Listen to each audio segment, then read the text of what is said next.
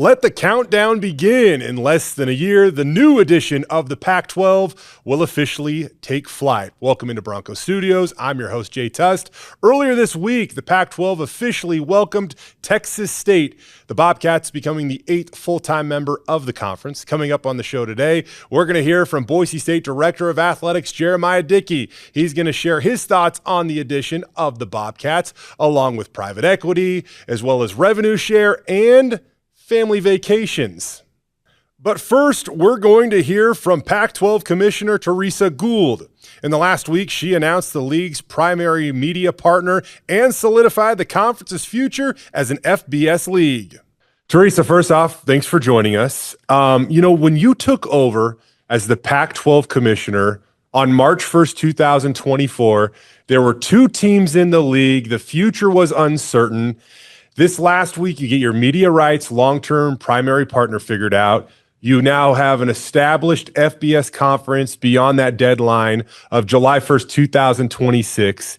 As you have just navigated this, what is the first thing that comes to your mind looking back on that day and where the conference currently stands right now? Well, Jay, first of all, thanks for allowing me to come on today and talk to Bronco Nation. It's a community that means a lot to me, and I'm excited to be part of it. So I'm happy to be able to talk all things Pac-12. I think the first thought that comes to mind when I think about the journey over the last, 14 to 16 months to get to this point where we have an awesome anchor media rights partner in CBS. We have 9 incredible members. We're an official FBS conference now. I think the biggest thing that comes to mind is just how rewarding it is. And, I think about how important it is to me and my team and the leadership of these institutions for the student athletes of these institutions long into the future to be able to benefit from a Pac-12 experience. And I think the Pac-12 brand and the legacy and the history really means something in all of our markets, really means something in our industry. And I look forward to building and launching something, really special to support all of our programs and our student athletes long into the future. We often live in a reactionary world, but as it's when it comes to building this conference and establishing, what schools you wanted to include in the Pac-12, it seems like you were very deliberate and you were patient. What does it mean now, though, to have that final piece to the puzzle, that 8th full-time member? What does that mean for where you can go from here with it? Yeah, well, Jay, I appreciate you recognizing, kind of our patience and our discipline, because it is difficult, right, to kind of stay the course and stay focused on the plan. And I think along with our presidents and our athletic directors and my team, I think we were exactly that. Like, we had a plan in mind, we have a vision in front of us, and we've tried to be really intentional around both our media rights and our membership in terms of kind of what our values are and what we're looking to accomplish. And I think, when you're building a new house, it's a process. And we talk a lot on our team about brick by brick. And we are at the point right now where we've solidified ourselves for the future, but we did it in a way where we stayed really true to our values and what it is that we're trying to accomplish. And this league has always competed at the highest level. We've always been a top 5 league. We will continue to be a top 5 league. We have 9 programs who have, invested at a high level, who aspire to compete at the highest level, that are nationally relevant brands, and we're going to get after it and be forward thinking and do it differently than anybody else. You established a partnership, a long-term primary partnership with CBS to be, a home here for Pac-12 sports.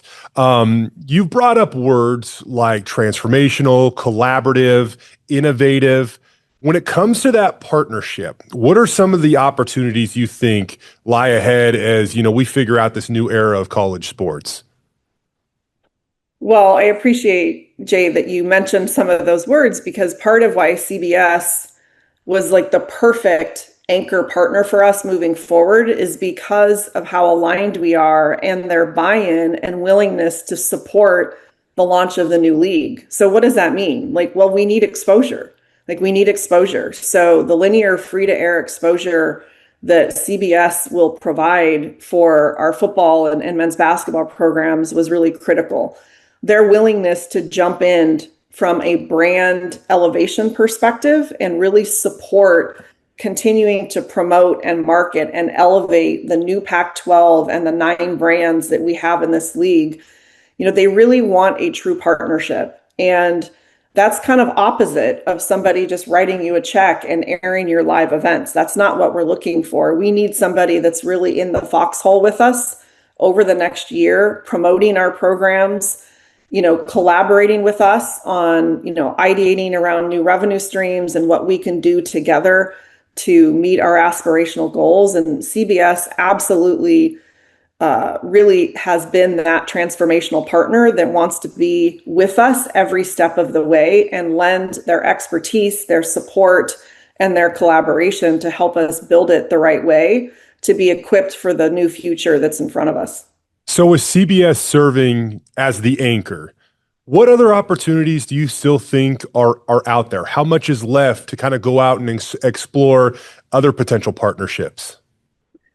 Yeah, well, we've said all along, Jay, that we're going to have multiple partners, right? Based on the inventory that we have available and based on our goals of reaching lots of different audiences and lots of different stakeholders, we will end up with multiple media rights partners, but with always keeping in mind that idea of a transformational partnership with entities that will not only help us with exposure and help us with economics, but that really want to partner with us to, kind of manage the launch and the structure of the new league. When we talk about media rights partners, that idea of reach and reaching different stakeholders is really important. I think as well as anybody coming from the media side of the business that not all of our stakeholders consume our content the same way, right? And we want to be a conference that reaches and connects with all of our stakeholders. It's been incredibly fun this week to see the off the charts engagement from the Pac-12 communities. Like the metrics on the engagement since Monday's announcement have been off the charts. But I think that says even more. There's a lot of interest in the Pac-12 and what we're doing. We have to make sure our platforms reach all of our stakeholders from a 15, 16, 17-year-old prospect all the way up to some long-standing donor alum of our institutions that may consume content differently than this 15 or 16-year-old prospect. Teresa, I feel like few commissioners have really tackled what you have attempted to here ever since March 1st, 2024, and even beyond that, obviously. But as you navigate, really relatively what was a blank slate, how have you kind of just tackled that challenge? And I feel like with media rights in general, conferences look to the past of what's been done, and you're creating something that kind of hasn't been done really. Yeah. Well, I appreciate you mentioning the blank slate, Jay, because we talk a lot about that with our athletic directors and with our presidents and, of course, with our team internally, that we have an opportunity to do something that has not been done in over 25 years. We get to launch a new league. And what a unique and advantageous situation we're in right now, that as everything around us is changing, with revenue sharing and the House settlement approval, with all the changes in the NCAA, with changes in the CFP, everything around us in the ecosystem we live in is different than it was 5 years ago. The mission is not. And the student athletes will always stay at the center of that. But student athletes have a different expectation around what their experience looks like on our campuses now. So we have a unique opportunity to build something with a new roadmap and a new blueprint and a playbook that nobody else is using right now. And that is going to require all of us to think differently and really think about what's in front of us, not what's behind us, what's coming down the tracks, not the past that we just lived in for the last 100 years in this conference. And I'm fortunate in that we have a group of presidents and ADs, and Jeramiah Dickey is one of the absolute best at being forward thinking and seeing the world differently and trying to get out in front of, what we need to do to meet our aspirational goals. You led me right to my next question, Teresa. What has it been like getting to know Jeramiah Dickey?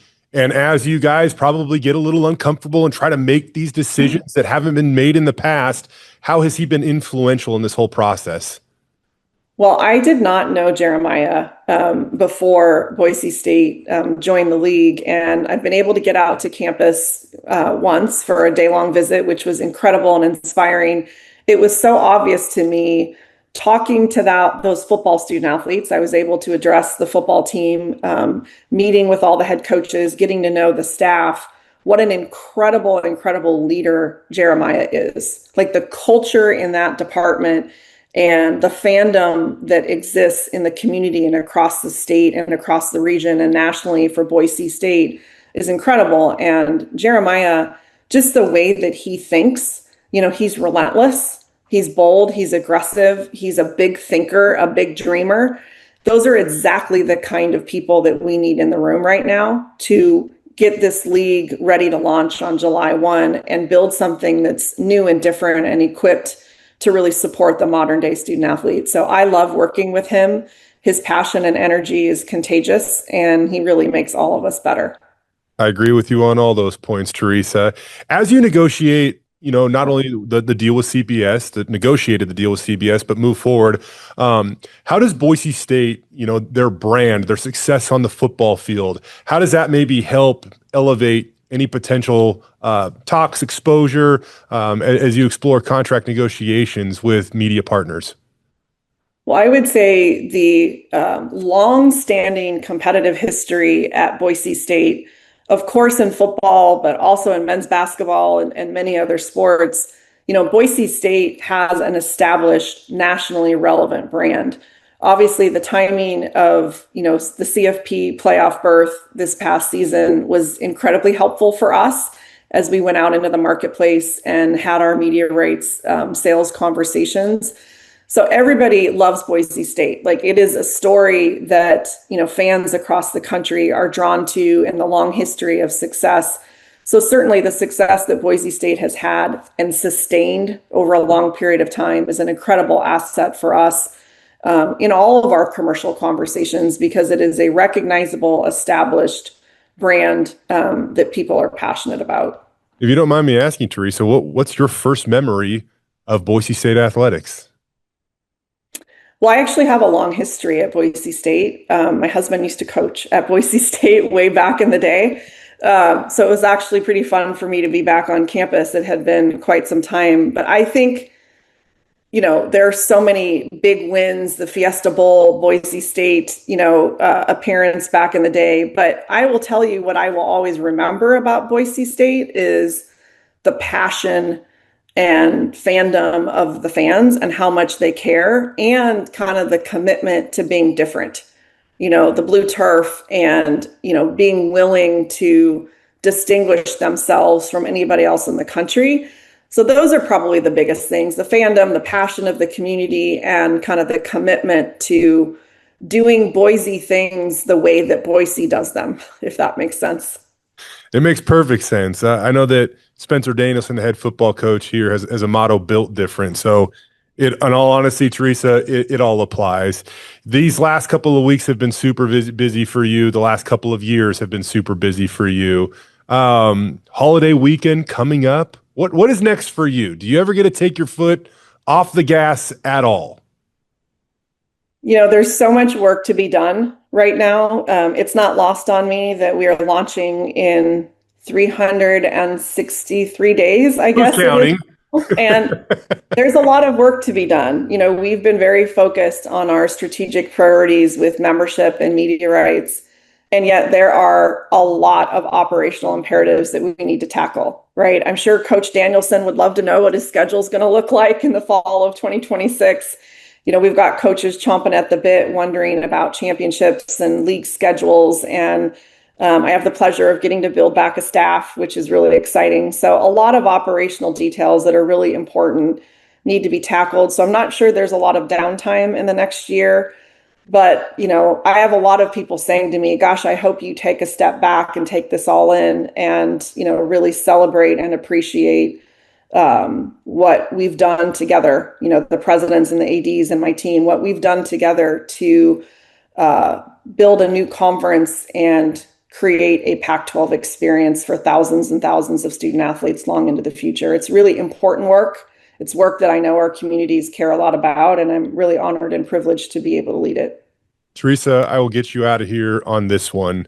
There's going to be about a 2.5-year stretch to your time with the Pac-12 as the commissioner where you don't get to experience the thrills of game day probably as much as you would like. Right now, there is still only 2 current members of the conference, and I know you're focused on building a great school year out for them.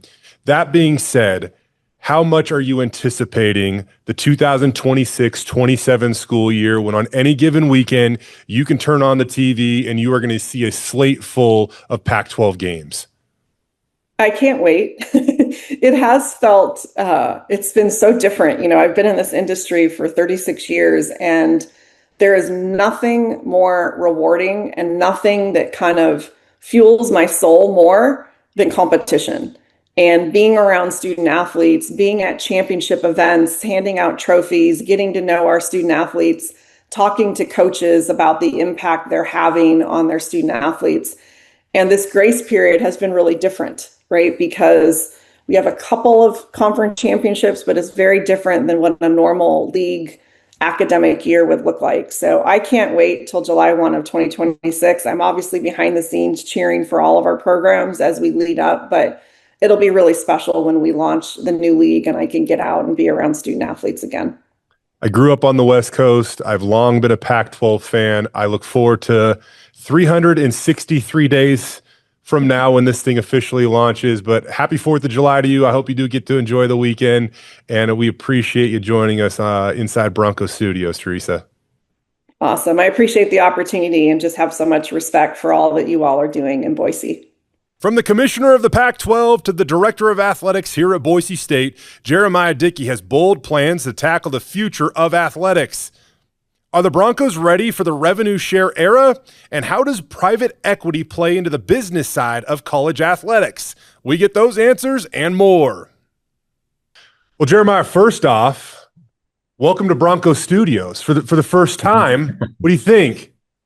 How exciting is this? I mean, this is something we've talked about for years, and very grateful for you and your commitment to our Broncos and coming over to support us through this process. And I'm really excited about what this, not what it necessarily is today, but what it's going to be in the future for us. And this is a great start, and pumped to be on with you. My first interview with Bronco Studios, so I'm excited. First, not the last. I follow you on Instagram, obviously, and usually your motivational quotes, they inspired me to take this jump, but I also am very, very excited about the future. I know that the June and July are supposed to be down times for college athletics. They haven't necessarily been for you recently, though.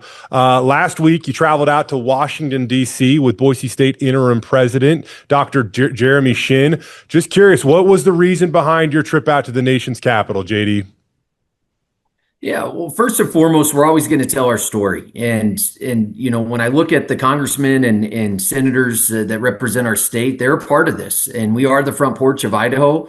And, with everything going on in our industry and how we're navigating that, anytime I can get in front of them and, President Shin can get in front of them, it's important to us. We're not finished. It's always what's next. And obviously our industry is in chaos, and we've created some level of guardrails with the House settlement, but there's so much more ahead of us, Jay. And it's on me as a representative of Bronco Nation and our staff and student athletes to continue to get in front of the right people. And really enjoyed the time that I got to spend with Shin and Pete, and appreciate the work they did on the front end to really set us up for some of these conversations. And it creates relationships. Relationships are important to me. And I want to continue to elevate our department, and it's going to take a team, and that includes those in Washington, D.C. In addition, this was Pac on the Hill. This was a great opportunity for other ADs that are in the Pac-12 and our leadership in the Pac-12 with Teresa and Scott and others that allowed them to get in front of their legislators and the people that are have a seat at this table and potentially are going to be making some decisions that will have a huge impact for us in the future. And so to break bread with them and to really strategize on what that looks like, and to take that time away, the work never stops. It's 24/7, but those trips are important, and I'm always going to put our best foot forward as I represent all of us. You mentioned chaos, Jeremiah. Blue chaos is something you want to create and embrace, but when it comes to the chaos of college sports, it's something you have to figure out and maybe try to control, right? So as we start to figure out a little bit more about the future, what are some of the things that you hope to see?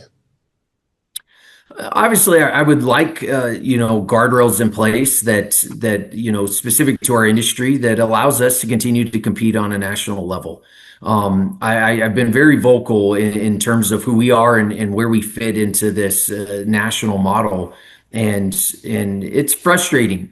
When you look at the teams that maybe have been grandfathered in, or the subjectivity in regards to who gets added to what everyone says is the Power Four, and then you have the Power Two, and they have a massive seat at the table in regards to what this looks like for us in the future. And once again, my job is to do what's best for Boise State, and I do believe there are solutions, and so I'm hopeful that the right leaders get in a room, and hopefully that's us, and we get in a room and we figure out what's next.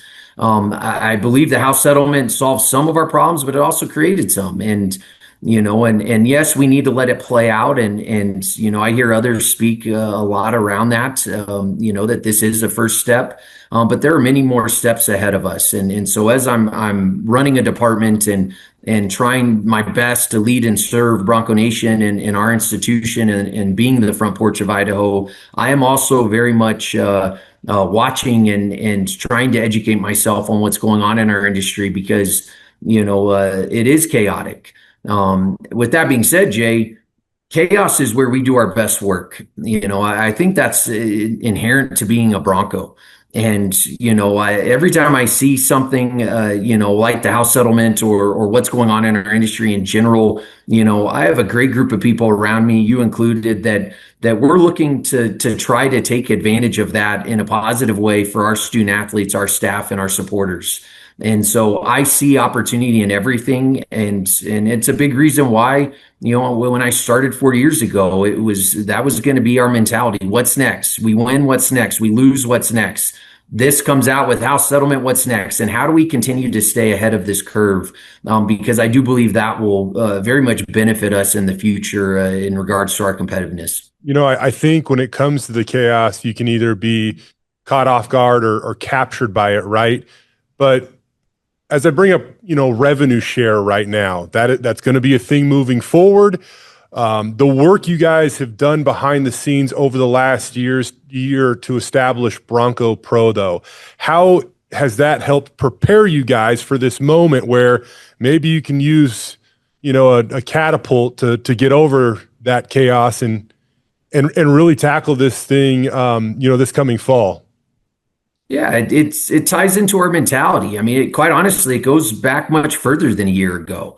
When you think about the work that our team had to do, and Cody and Nate at the time, in regards to a collective and getting our donors to buy into that we needed to step up and have them create something like others were doing that would allow us to be competitive. And while we were doing that, also running out, how are we going to set this up when it comes to revenue share? It's never just one plan. When I look at what we're doing as a department, it's A through Z, and our job is to be ahead of the curve at every turn. And so, yes, while we're working on the collective, we're also working on Bronco Pro, and whether or not we need to set it up through the institution or through the foundation, and that led to bags. And so it's never one option or solution. It's going to be a number of things. We are going to have the infrastructure set up, and whatever direction we have to pivot, we are going to be prepared for what's next. And that weighs heavily on me, Jay. That's a big part of my responsibility. It's very difficult to describe to people right now what the life of an AD looks like, but that's a big part of it. We have to be prepared for what's next, regardless of what the industry is doing, because we are at a competitive disadvantage when it comes to that revenue share that you speak of. The reality is, for the vast majority of schools, it's really an expense, and it's not necessarily sharing the revenue. And so we've been paying for scholarships and student fees and housing and equipment and travel and all these, different things tied to our infrastructure, health and wellness. And now we're paying the student athletes in addition. I'm in favor of paying them in addition. But I do believe that we have to create guardrails. And in the meantime, I'm going to create with my team the best options for us as we move forward, that as soon as these decisions come down, or even prior, which is the innovativeness of being a Bronco, that we're going to be able to pivot into something that will benefit us. And maybe it only benefits us for a year or two, but we're already working on what's next 3 to 5 years from now.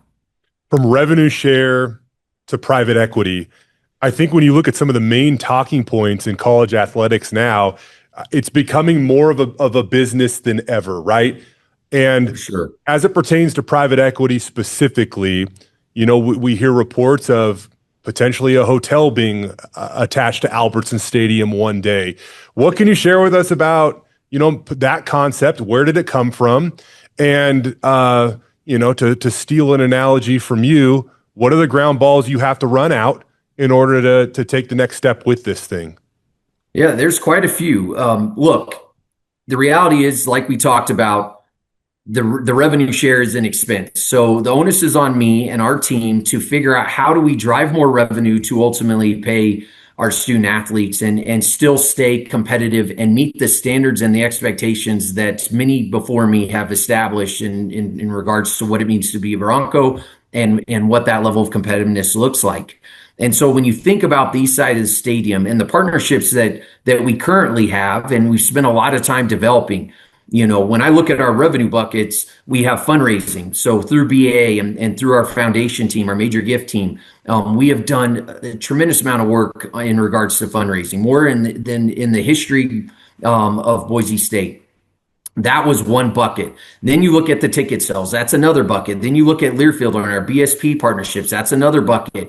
We are constantly trying to find new buckets. And the east side of the stadium is one of those spaces. When you look at the growth of Boise and the Treasure Valley in general, and the acreage that we have, the square footage that we have on that east side, and knowing that we need more premium space, whether it's club seats, loge boxes, club level field level club on the blue, which is powerful, and obviously the number one fan attraction in the country. It really excites me in terms of the work that's being done on the east side. In terms of those ground balls that we have to run out, we do have state processes that we need to follow. I want to make sure that we're always doing what's right and bringing them along in the process. I'm so grateful, Jay, for the state board and the relationships I have with them and how they are willing to work with us and at minimum meet with me and hear me out on some of our challenges. And part of my job is also to find solutions. I'm a state employee. I care very much about Idaho. I realize there's not a pot of gold, hidden under someone's desk and they're just waiting for someone to ask for it. And so I want to find solutions that will also help our state and help our state board and help our institution. We are not printing money. So we have to stretch dollars and we have to be that much more innovative. And so if we could create an east side of the stadium and have an entertainment district of sorts, outside of the stadium that can be used 365 days a year and on game days can tie into the game experience. And you think about all the people moving into Idaho and the ultimate goal of getting to 40,000 capacity in Albertson Stadium, the opportunities are endless. And as we reach out, those donor relationships, I told you earlier, relationships are important to me. It's not just the money that they fund the department with or the donations that we receive. It's also the relationships that I'm developing with developers and contractors and others. And I say I should say us and our team to be able to bring some of those individuals in and really get their advice and opinion. We are trying to become a business, and we are professionalizing overnight, and the responsibilities of an AD have changed drastically in the last 5 years. And so when I can lean on these men and women in our community that have done this for decades and have been very successful at it, and I can come in and curiously question and say, help me, educate me. I'm trying to become a CEO at a very chaotic time in our industry, and I need help. I'm not afraid of asking for help, and that's been really cool as we've gone through this process of leaning on some of those individuals and getting their advice and strategy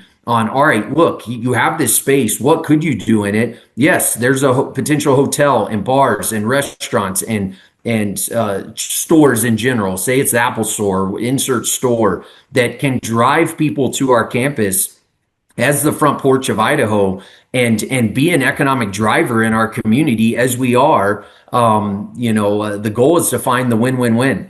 And we are well on our way in doing that. There are still some, I wouldn't even call them hurdles. There are some decisions and opportunities that we really need to run those ground balls out on and make sure we're aligned with the state processes, make sure we're aligned with the institution to ensure that we are doing what's right and that it will be of value. Everyone talks about private equity. It's really not private equity. I thought Don did a great job in his article. It's private credit. I can't take our business plan to the bank down the street and say, hey, here's our plan. I know it's going to work, and I need to borrow X millions of dollars.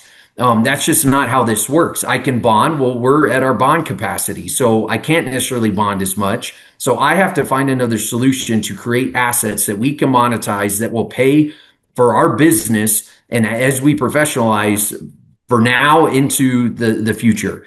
And I've said this before, the next 5 years are key for us. There has to be a different level of urgency because the industry is changing, because this gap is growing, and we want to stay competitive on a national level. I know what we represent, and I'm going to give 100% effort, and I know my teammates will as well, to make sure that we're a part of this when we look ahead. I got to say, Jeremiah, I've lived in the City of Trees for 14 years. I've seen this program go through a lot. And when it came even to the North End Zone, it seemed bold. And now you've already moved on from that and apparently are looking to create some type of village, I would describe it as, outside or attached to Albertson Stadium. But you never seem to disappoint with your innovative thinking. When we talk about relationships, Texas State becomes the 8th full-time member. The Pac-12 now has a solid future as an FBS conference.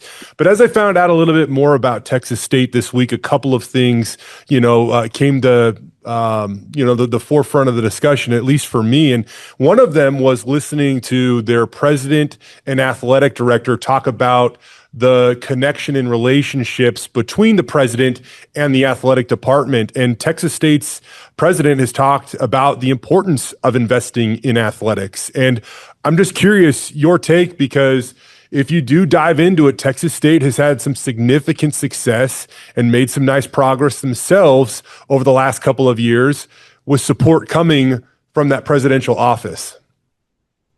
Yeah, that's such an important relationship, between the AD and the president. And I look at what their president has done, and he puts his money where his mouth is. And I appreciate that. And that was one of the benefits and the positives of bringing on someone like Texas State. They are investing, they are finding success, and I look at what we're navigating here, and I can't say enough about President Shin, and I know he's interim, but out of respect for him, he has filled those shoes, and he is stepping up and being a part of this process, and trying to work towards solutions. There is always a solution, and when you can unite with someone like that, and you've seen it at a Texas State with Don and their president. And I've known Don for years and think highly of him. I'm really excited what that's going to look like for us and the value that brings to us, to the Pac-12. But also you see that relationship, and it's the proof is in the pudding of what that president and AD can do together if they lock arms. And And that's something that I'm excited about with President Shin currently, and whoever our new president is in the future. That urgency is important. It's now or never. One other thing was looking up the fact that Texas State received $23 million over 15 years for the naming rights to their football stadium. And a significant chunk of change, in all honesty, at least when you compare it to what Boise State got for the naming rights of Albertson Stadium. And that deal is set to expire at the end of 2028. And, you look at Texas State, almost twice as much as what Albertson Stadium is getting for naming rights. So what opportunity, exists there for you guys in the future? And how quickly is that the timeline on starting to explore stuff like that, I guess? The timeline is now, and I can't thank Albertsons enough for their support. And, obviously things change when Texas State signed their deal versus when we signed ours with Albertsons. And, the business and the economy has changed significantly since then. But that was a great deal for us at that time. And, and there were donors involved, and obviously, I don't remember exactly which AD had signed that deal, maybe Mark Coyle, and I think very highly of him. And it was a great deal, but times have changed. And now there's an opportunity for us to really put our best foot forward. We know what we represent. We've seen all the data points, millions upon millions of views, and obviously selling out 7 games, and driving Post Malone and Jelly Roll and all these outside events, and the number of events that are being done in Stickle. We know what our value is, and this creates an opportunity for us with BSP and our donors and those people within the community to try to go out and get something that recognizes that value that we bring, and that very well could be in the future with Albertsons. I know they've gone through some leadership changes, and I'm really excited to start having some of those conversations because they've been great partners for us. But once again, when we go back to those revenue buckets, and whether it's Albertsons or Extra Mile or some of our other facilities, you've heard about jersey patches and other logos on fields. We are going to maximize and monetize everything we possibly can to relieve some pressure on our department and on our donors. Our donors have really stepped up. When you look at what we fundraised over the last 4 years, and we'll hit 25 million plus again. Actually, will be more because of the state gift. We're doing more than anyone in the history of this institution from an athletic department standpoint. And I know, and I've promised the donors, we are going to have a plan and a vision and a direction. And I'm not always going to come back to you with my handout. It doesn't mean that I don't need donors to step up, and the fundraising is always going to be important to us. But when you think about the assets that we can monetize and why we signed that long-term deal with BSP and how that ties into revenue share, the opportunities are endless, and we have a lot of work to do ahead of us. But I'm excited to start having those conversations. Jeremiah, just a little fun here. I've been here at Boise State almost 2 weeks now, and just to be a little transparent, I've yet to actually get to connect with you in your office. Every time I jump on social media, I feel like you're tweeting out the picture at the Boise airport of Ashton Genty, kind of your little bat signal that I'm going off to do business, or using the plane emoji or whatever it is. I notice now maybe just a little more casual today. Are you getting a chance to get away for the 4th of July and enjoy life at all right now? Well, I appreciate you asking that. As you know, my family's important to me, and it's been a sprint. We used to be much more seasonal in athletics, and now it is 24/7. And so we always give our kids a choice. We do a trip every summer. Last year we went to San Antonio. That's where they wanted to go, and this year they wanted to go to McCall.